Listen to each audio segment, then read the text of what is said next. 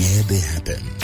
We bring the information to you undiluted, verified, accurate, balanced, and without bias. Told from a human angle perspective. We interview the actors and the experts. All facts laid bare. From Nigeria to the rest of the globe, we deliver the news on time and in time. This is News Express on Adamimogo 107.7 FM in Doekiti. Good evening and welcome to News Express, a flagship bulletin covering national, local, foreign business, entertainment, and sport news. In the news, Sarab tells Tinubu to declare assets. Fani Kaude reacts, Nigeria does not need France to destabilize Niger. AKT provides vocational and training tools to persons with disabilities.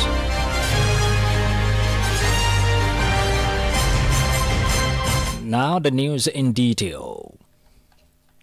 The Socio-Economic Rights and Accountability Project SRAB has urged President Bola Tinubu to request the Code of Conduct Bureau to publish its assets and encourages Vice President Kashim Shettima, ministers and the leadership of the National Assembly, state governors, as well as the chairman of Nigeria's 774 local governments to also request the CCB to publish the assets. A record the president had during his first presidential media chat last Monday reportedly said he will consider asking the Code of Conduct Bureau to release his assets. In the letter signed by Sarah Deputy Director Kolawolu Adari said it's a welcome reported decision to consider asking the Bureau to publish Mr. President's assets, describing it as a significant development and a signal of his intent, willingness, and a commitment to show leadership of the important matter of public interest.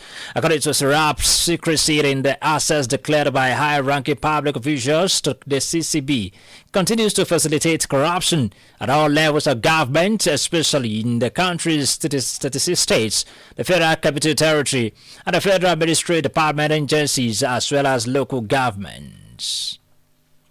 Following the Wednesday, December 25 Christmas airstrike bombing that killed 10 people in Salame local government area of Sokoto State, when the military targeted a logistic base of the Lokurawa insurgent group, the Vice President Kashim Shettima has apologized to the families of the victims.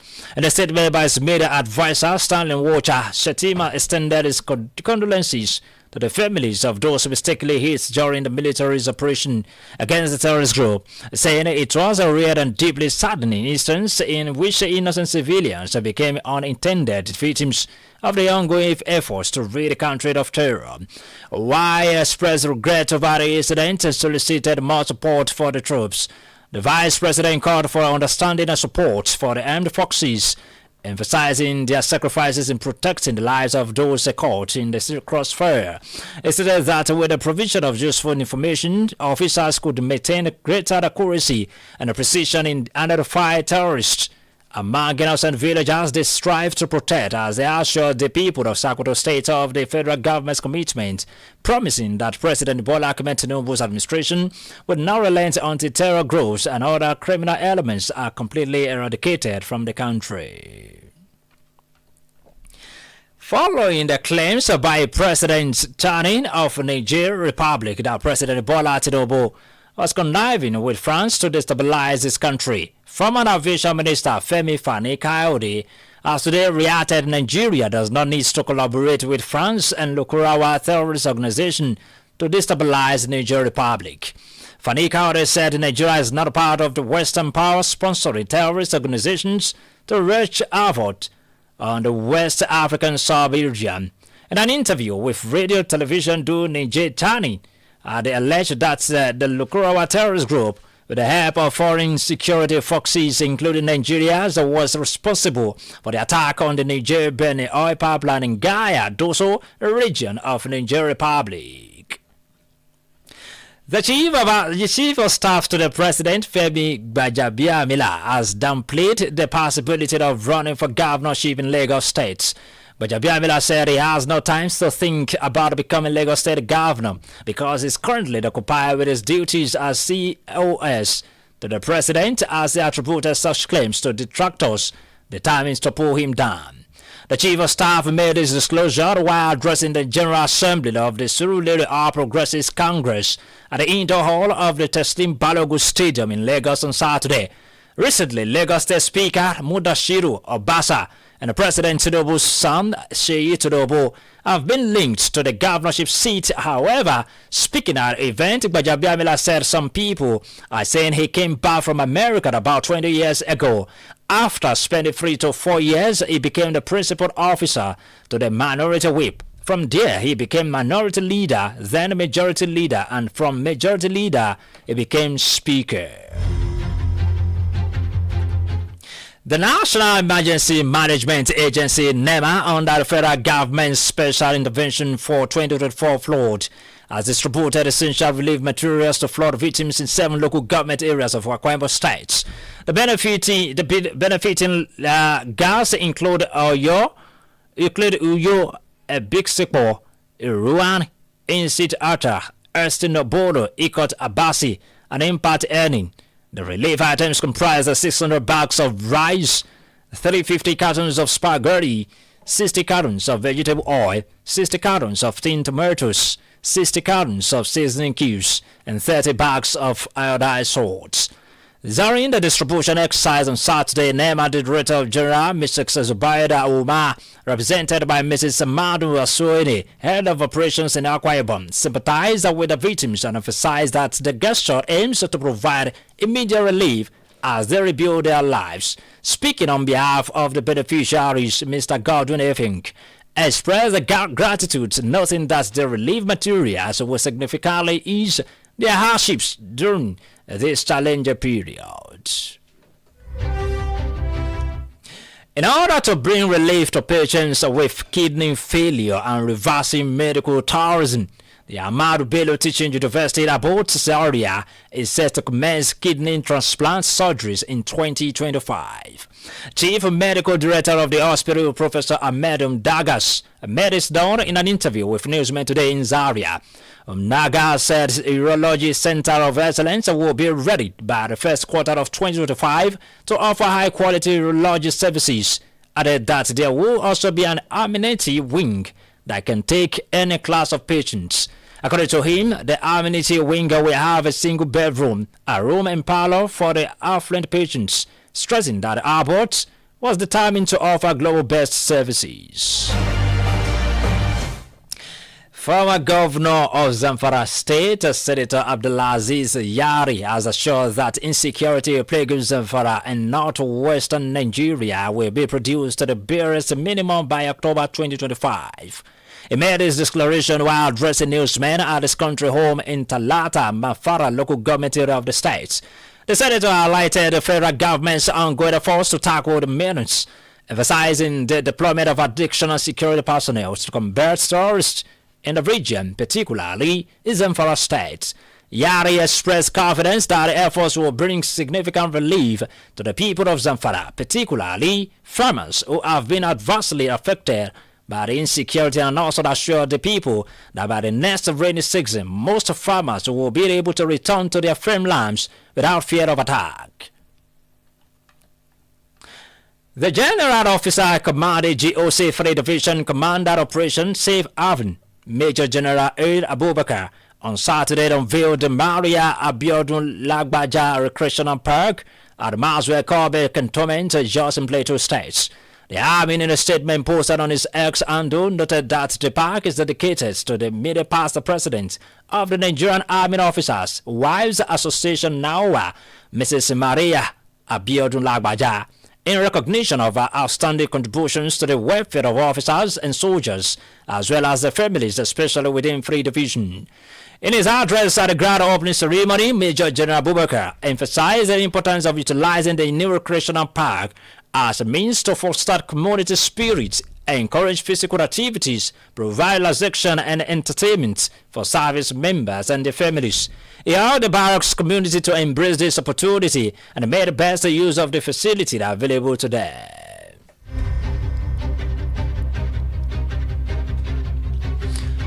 You're listening to News Express on Adamimogo 107.7 FM, transmitted live from Edo. After the break, Ekiti provides vocational training tools to persons with disabilities. Plus, child votes in tripled elections after 3 years of army rule. Details of this and more in a moment. Hello, good people of Ekiti State and its environment. For your private, political, family, or club meetings, and so on, of not more than 50 to 100 participants, we introduce to you Adamimogo Event Hall. Yes! Right at Olojudo's Palace, Adamimogo 107.7 FM's compound, Ido Ekiti. Ample parking space, good security, clean environment. You also have the opportunity to book for a media publicity of your event on our fast-growing social media platforms. All these for a talk. Simply visit us at Olojudo's Palace, Ido Ekiti, or call the following numbers for more inquiries: 0803-526-5812 or 0916-340-0878 or 0806-511-4430. You can also call 0806-380-8891 at Adamimogo Event Hall. We are waiting for your patronage. Glad to know you're still there. You can subscribe to our YouTube channel and follow us on Facebook via Adamimogo 107.7 FM. For happenings around you or news inquiries, please contact our newsroom on this number 0811-801-8242. And now to the rest of the news.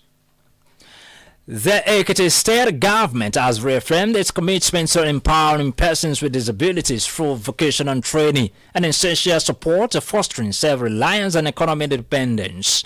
Dr. Ebenezer Ogunlade, chairman of the Office of Disability Affairs, praised Governor Biodo Yebanji's inclusive policies and encouraged persons with disabilities to pursue their aspirations with determination.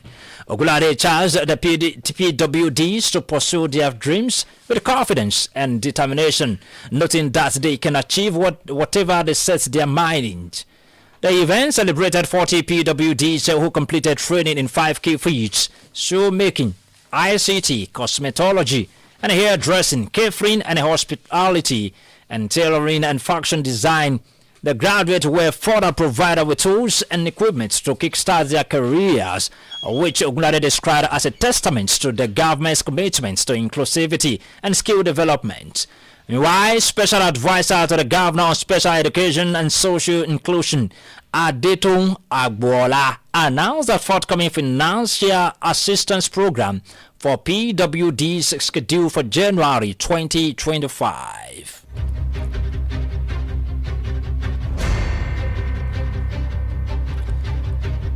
The Director of Women Empowerment and Legal Aid, Mrs. Funmi Falana, SAN, has called on the federal government to initiate policies and programs that will provide relief to Nigerians and ease the burden of the current economic hardship in the country. The wife of human rights activist Femi Falana, SAN, made a call during a conversation with newsmen in Ekiti yesterday after hosting her annual Christmas party for the children at Erelu Angela Adebayo Children's Home. She urged both the federal and state governments to include special provisions for reputable orphanages in their yearly budgets. Falana, who presented cash gifts, food items, soft drinks, and beverages to the children, urged philanthropists to consider the less fortunate and bring smiles to their faces, saying the recent stampedes that resulted in the deaths of children and other in parts of the country was a result of poverty. The matron of the orphanage, Mrs. Modukwe Ajayi, thanked Mrs. Falana for more than 10 years of support for the children and the orphanage. Meanwhile, human rights lawyer and senior advocate of Nigeria, Femi Falana, has said that the Nigerian police force is to be blamed for the death of 115 Nigerians during the recent full stampedes in Ibadan, Abuja, and Anambra states. Falana stated this in Akure, Ondo State capital, while delivering a public lecture organized by the Ondo State government in memory of former Governor Oluwarotimi Odunayo Akeredolu, titled Security Sector Reform in Promoting Peace, Stability, and Development.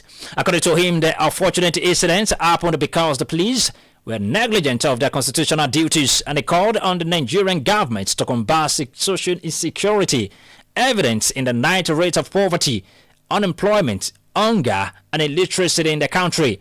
He emphasized that without social security in place, physical security, that is security of lives and prosperity and property of the citizenry, cannot be guaranteed. Falana commended the virtues of the late Akeredolu for fighting for justice to secure the lives and property of the people.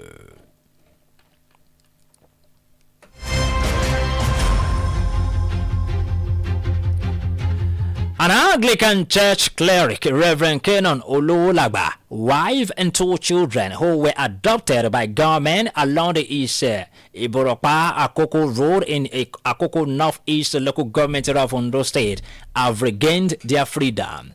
The commander of Amotekun Corps in Ondo State, Akogwa Detuji Adeleye, revealed that the victims have been reunited with their loved ones. However, it did not disclose how the victims regained their freedom from their captors. The victims were said to be returning from a wedding in Ikaramu Akoko on Thursday when the incident happened. Still in Ondo State, a fatal road crash accident involved 2 buses at Abule Panu before the Ose Bridge along the Owo Ikare Akoko highways has claimed the lives of 13 commuters in Ondo State. Eyewitness accounts reveals that the accident occurred around 10 o'clock on Saturday morning. The source said 14 people were involved in the crash. However, 13 were burnt beyond recognition, while 1 person was rescued with serious injuries. The Sector Commander of the Federal Road Safety Corps in Ondo State, Samuel Ibitoye, confirmed the incidents. Ibitoye says the side of one of the boxes coming from the Ikare Asics got burst, leading to loss of control, and a head-on collision with another bus loaded with fabrics coming from the Owo Asics, and immediately the 2 boxes caught fire. He noted that men of the FRSC, the police, as well as the fire service rushed to the scene to rescue the victims. According to him, the injured victim was rushed to the Federal Medical Center, Owo, for medical attention, while the remains of the deceased have been deposited at the hospital's morgue. Rivers State Governor Siminalayi Fubara has called on his supporters to remain calm amidst of recent political rhetoric from certain quarters, assuring them that the time for active politicking is yet to come. He said when the time is right, the people of the state will know who is who. Governor Fubara was speaking at the 7th anniversary of the kingship installation of Eze Kasidi the Kegbidi, a politician turned traditional ruler of the Akko people in our other East local government area.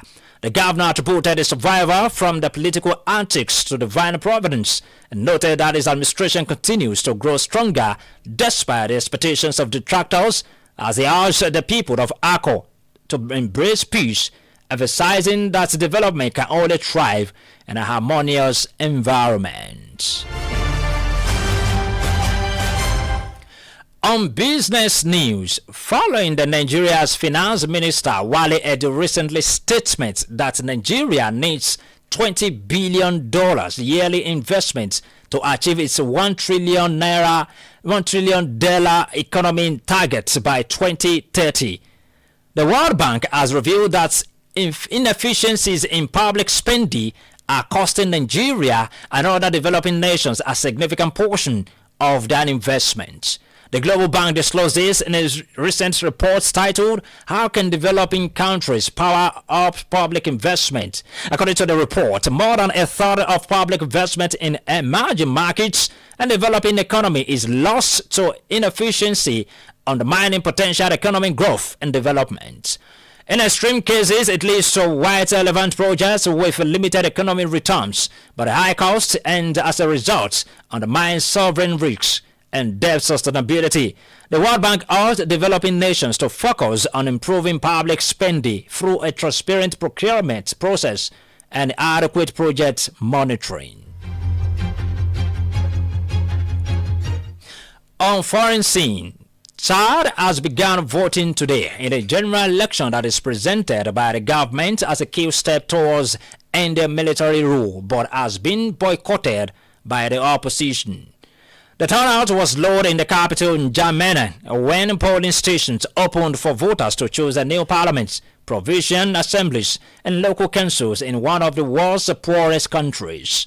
Election officials in the upmarket district where the president's family and voting dignitaries live put voter party down to the cold weather. However, opposition parties have urged Charles 8 million voters to shun elections, whose results they said had been decided in advance. The boycott leaves the field open for candidates aligned with President Mahamat Idris Deby Itno, who was brought to power by the military in 2021 and then legitimized in a presidential election in May that opposition candidates denounced as fraudulent. On the entertainment scene, Funke Akindele's new release movies Everybody Loves Jennifer and Alakada Bad and Boji have pushed Nigerian cinemas to record ticket sales of over 1 billion naira in 1 week. According to Nile Media Entertainment Group data, tickets worth 1.2 billion naira were sold between December 20 and 26, 2024, a record high for Nigerian cinemas. Funke Akindele's movie Everyone Loves Jennifer has had 153,800 total ticket sales as of December 26th and has made 782.8 million naira in 14 days, on track to surpass the 1 billion naira mark in fewer days than A Tribe Called Judah, a previous record-breaking film, which hit 1 billion in ticket sales in 21 days. The movie, already the fastest Nollywood film to gross 500 million naira, hitting this milestone in just 12 days, as it earned $100,000 during its opening weekend across 9 international territories, including the UK, United States of America, Canada, and Australia. A breakdown of the number across the week revealed that December 26 was the highest grossing day in box office history, with ticket sales totaling 256,004 million naira. More than 47,500 tickets were sold on Saturday, making it the third highest day for ticket sales, behind 55,449 on December 26, 2019, and 52,563 on December 26, 2018.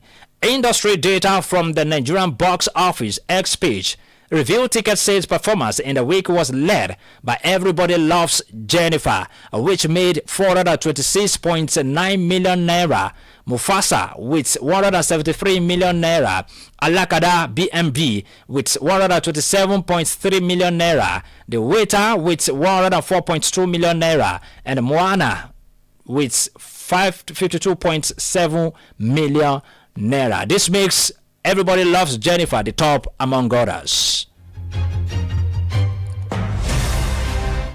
On sport updates, Super Eagles assistant coach Daniel Ogumorade has said the team's victory over the Black Galaxies of Ghana was a befitting new Christmas and New Year gift to Nigerians. Nigeria defeated eternal rivals Ghana by 3-1 in Uyo on Saturday to secure their place at the 2024 African Nations Championship. The Benani competition will be co-hosted by Uganda, Kenya, and Tanzania. The Eagles will be making a return to the competition designed for players applying their trade in their country's domestic league for the first time in 6 years. Ogumorade said it was important to make Nigerians happy at this period of the year, and they are delighted to put a smile on their faces. Nine-time Nigerian Premier Football League NPFL champions Eyimba of Aba International have appointed Stanley Eguma as seasoned tactician and one of the most respected figures in Nigerian football as their new head coach. This followed the departure of their former head coach Yemi Danen Olarwaju. Eguma, who previously served as part of Eyimba's coach staff during their CAF Championships League triumphs in the early 2000s, brings a wealth of experience and a proven track record of success. He is best known for his long-standing tenure with Rivers United, where they achieved remarkable success, including league titles. His return to Eyimba is seen as a homecoming, with the club hoping the expertise can steer the People's Elephant back to dominance in Nigerian and African football. The coach's immediate tasks will be to stabilize the team and instill confidence among the players. His deep understanding of the elite division coupled with his tactical acumen makes him a fitting choice to lead Eyimba of Aba during this critical phase. Olariwaju's sack comes after the challenging run form that saw the team go winless in their last 9 matches, including league and continental competitions. To end the News Express at 6, a recap of our top stories. We told you that the Social Economy Rights and Accountability Project RAP has urged President Bola Tinubu to request the Code of Conduct Bureau to publish its assets and encourages Vice President Kashim Shettima, ministers, and the leadership of the National Assembly, state governors, as well as the chairman of the Nigeria 774 local governments to also request the CCB to publish their assets. Remember, we also told you that follow the claims by President Chani of Nigerian Republic of Nigeria, the President Bola Tinubu had connived with France to destabilize his country. Former Aviation Minister Femi Fani-Kaore has today reacted Nigeria does not need to collaborate with France and Lukarawa terrorist organization to destabilize Niger Republic. We lastly informed you that the Ekiti State government has reaffirmed its commitment to empowering persons with disabilities through vocational training and essential support to fostering self-reliance and economic independence.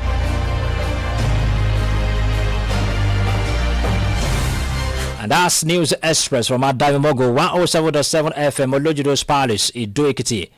The news was edited and read by Kingsley